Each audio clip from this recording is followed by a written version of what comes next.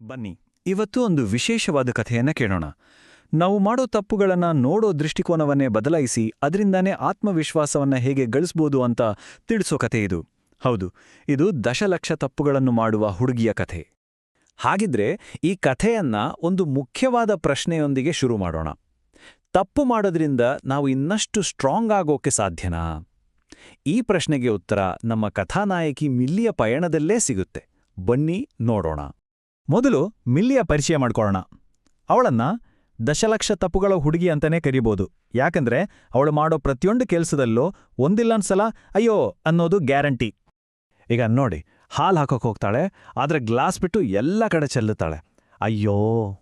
ಇಲ್ಲ, ಟೂತ್ಪೇಸ್ಟ್ ತಗೊಳ್ತಾಳೆ, ಆದ್ರೆ ಅದು ಬೇಕಿರೋದಕ್ಕಿಂತ ಜಾಸ್ತಿನೇ ಹೊರಗೆ ಬಂದ್ಬಿಡುತ್ತೆ. ಅಯ್ಯೋ. ಅಷ್ಟೇ ಯಾಕೆ, ಬನಾನಾ ಅಂತ ಬರೆಯೋಕೆ ಹೋದ್ರೂ ಅದರ ಸ್ಪೆಲ್ಲಿಂಗ್ ಕೂಡ ತಪ್ಪು.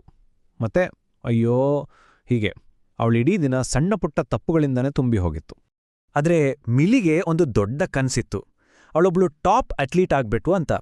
ಅದಕ್ಕೋಸ್ಕರ ಅವಳು ಹರ್ಡಲ್ ರೇಸ್ ಅಂದ್ರೆ ಅಡೆತಡೆಗಳನ್ನ ದಾಟಿ ಓಡೋ ಸ್ಪರ್ಧೆಯಲ್ಲಿ ಭಾಗವಹಿಸಕ್ಕೆ ಡಿಸೈಡ್ ಮಾಡ್ತಾಳೆ. ಇದು ಅವಳ ಲೈಫಲ್ಲಿ ಒಂದು ದೊಡ್ಡ ಚಾಲೆಂಜ್ ಆಗಿತ್ತು. ಸರಿ, ರೇಸ್ ದಿನ ಬಂತು.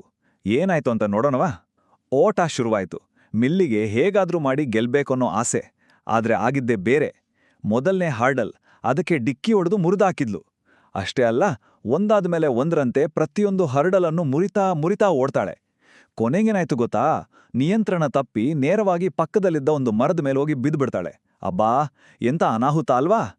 ಮರದ ಮೇಲೆ ಕೂತಾಗ ಅವಳಿಗೆ ಮೊದಲು ಅನ್ಸಿದ್ದೋ, ಅಯ್ಯೋ ಎಂಥ ಅವಮಾನ ಅಂತ. ನಾನು ಟಾಪ್ ಅಥ್ಲೀಟ್, ಹೌದು, ಮರದ ತುದಿಯಲ್ಲಿರೋ ಟಾಪ್ ಅಥ್ಲೀಟ್ ಅಂತ ತನ್ನಲ್ಲೇ ಅನ್ಕೊಳ್ತಾಳೆ. ಆ ಸೋಲಿನಿಂದ ತಪ್ಸ್ಕೊಳ್ಳಕ್ಕೆ ಅಲ್ಲಿಂದ ಕದಲೇಬಾರ್ದು ಅನ್ಕೊಳ್ತಾಳೆ. ಆದ್ರೆ ಆ ಮರದ ಮೇಲೆ ನಡೆದ ಘಟನೆ ಮತ್ತೊಂದು ಸೋಲಾಗಿ ಉಳಿಲಿಲ್ಲ. ಬದಲಾಗಿ ಅದೇ ಅವಳ ಜೀವನದ ಒಂದು ಟರ್ನಿಂಗ್ ಪಾಯಿಂಟ್ ಆಯ್ತು. ಅಲ್ಲಿಂದ ಅವಳ ಯೋಚನೆ ಮಾಡೋ ರೀತಿಯೇ ಬದಲಾಗೋಕೆ ಶುರುವಾಯ್ತು. ಈ ಬದಲಾವಣೆ ನಿಜಕ್ಕೂ ಅದ್ಭುತವಾಗಿತ್ತು. ಮೊದಲ ಅವಳಲ್ಲಿದ್ದ ಆತಂಕ ಶಾಂತವಾಗಿ ಉಸಿರಾಡು ಅನ್ನೋ ಸ್ಥಿತಿಗೆ ಬಂತು. ಅವಮಾನದ ಬದಲು ಏನಾಯ್ತು ಅಂತ ವಿಶ್ಲೇಷಣೆ ಮಾಡೋಣ ಅನ್ನೋ ಯೋಚನೆ ಬಂತು. ಅಡಗಿ ಕೂರೋ ಬದಲು ಈ ಸಮಸ್ಯೆಗೆ ಪರಿಹಾರ ಏನು ಅಂತ ಯೋಚನೆ ಮಾಡೋಕೆ ಶುರು ಮಾಡಿದಳು. ಇದು ಅವಳ ಮನಸ್ಸಿನಲ್ಲಾದ ಒಂದು ದೊಡ್ಡ ಕ್ರಾಂತಿ. ಆಗ ಅವಳು ತನಗೆ ತಾನೇ ಒಂದು ಶಕ್ತಿಶಾಲಿ ಮಂತ್ರವನ್ನ ಹೇಳ್ಕೊಳ್ತಾಳೆ. ನಾನು ಸ್ಟ್ರಾಂಗ್, ನನ್ನನ್ನು ಯಾರೂ ತಡೆಯೋಕ್ಕಾಗಲ್ಲ, ನಾನು ಈ ಸಮಸ್ಯೆಯನ್ನ ಬಗೆಹರಿಸಬಲ್ಲೆ.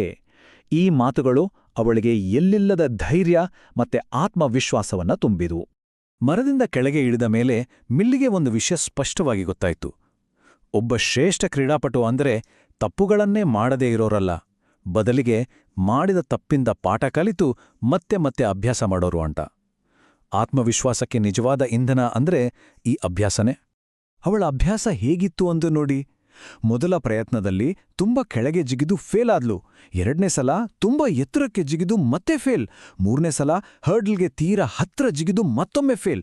ಆದ್ರೆ ಪ್ರತಿಯೊಂದು ಸೋಲು ಕೂಡ ಅವಳಿಗೆ ಏನೋ ಒಂದು ಪಾಠ ಕಲಿಸ್ತಾ ಇತ್ತು. ಕೊನೆಗೆ 4ನೇ ಪ್ರಯತ್ನದಲ್ಲಿ ಎಲ್ಲವೂ ಪರ್ಫೆಕ್ಟ್ ಆಗಿ ಕೂಡಿ ಬಂದು ಯಶಸ್ಸು ಸಿಕ್ಕೇ ಬಿಡ್ತು. ಇದೇ ಅಲ್ವಾ ಪ್ರಯತ್ನ, ತಪ್ಪು ಮತ್ತು ಸುಧಾರಣೆಯ ಪ್ರಕ್ರಿಯೆ. ಈಗ ಮತ್ತೊಂದು ಸ್ಪರ್ಧೆಯ ಸಮಯ ಬಂದಿದೆ. ತನ್ನ ಹೊಸ ಆಲೋಚನೆ ಮತ್ತು ಕಠಿಣ ಅಭ್ಯಾಸವನ್ನ ಪರೀಕ್ಷೆ ಮಾಡೋಕೆ ಮಿಲ್ಲಿಗೆ ಇನ್ನೊಂದು ಚಾನ್ಸ್ ಸಿಕ್ತು. ಈ ಸಲ ಅವಳು ಸಂಪೂರ್ಣವಾಗಿ ಸಿದ್ಧಳಾಗಿದ್ಲು. ರೇಸ್ ಶುರುವಾಯ್ತು. ಫಲಿತಾಂಶ ಅದ್ಭುತ. ಅವಳು ಮೊದಲ ಹರ್ಡಲನ್ನ ಪರ್ಫೆಕ್ಟಾಗಿ ದಾಟ್ತಿದ್ಲು. ಆಮೇಲೆ 2ನೇ, 3ನೇ, 4ನೇ ಎಲ್ಲವನ್ನೂ ಸರಾಗವಾಗಿ ದಾಟಿದ್ಲು.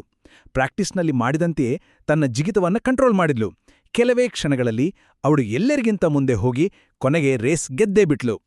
ಇಲ್ಲಿ ನಾವು ಗಮನಿಸಬೇಕಾದ ಮುಖ್ಯ ಅಂಶ ಅಂದ್ರೆ ಅವಳ ಅಭ್ಯಾಸಕ್ಕೆ ತಕ್ಕ ಫಲ ಸಿಕ್ಕಿತ್ತು. ಅವಳು ಹಿಂದೆ ಮಾಡಿದ ಪ್ರತಿಯೊಂದು ತಪ್ಪು ಕೂಡ ಈಗ ಪಾಠವಾಗಿ ಬದಲಾಗಿತ್ತು. ಅವಳು ಗೆದ್ದಿದ್ದು ಕೇವಲ ಒಂದು ಓಟವನ್ನಲ್ಲ, ಸೋಲನ್ನು ಎದುರಿಸುವ ಒಂದು ಹೊಸ ವಿಧಾನವನ್ನೇ ಗೆದ್ಕೊಂಡಿದ್ಲು. ಕೊನೆಗೆ ಮಿಲ್ಲಿಗೆ ಒಂದು ಸತ್ಯದ ಅರಿವಾಯಿತು. ತಪ್ಪುಗಳು ಅಷ್ಟೊಂದು ಕೆಟ್ಟದ್ದೇನೂ ಅಲ್ಲ. ಈ ಒಂದು ಮಾತು ಇಡೀ ಕಥೆಯ ಸಾರಾಂಶವನ್ನೇ ಹೇಳಿಬಿಡುತ್ತೆ. ಹಾಗಾದ್ರೆ ಈ ಕಥೆ ನಮ್ಮೆಲ್ಲರನ್ನೂ ಒಂದು ಪ್ರಶ್ನೆ ಕೇಳುತ್ತೆ. ಮುಂದಿನ ಯಾವ ಸೋಲಿನಿಂದ ಪಾಠ ಕಲಿಯಲು ನಾವು ಸಿದ್ಧರಾಗಬೇಕು?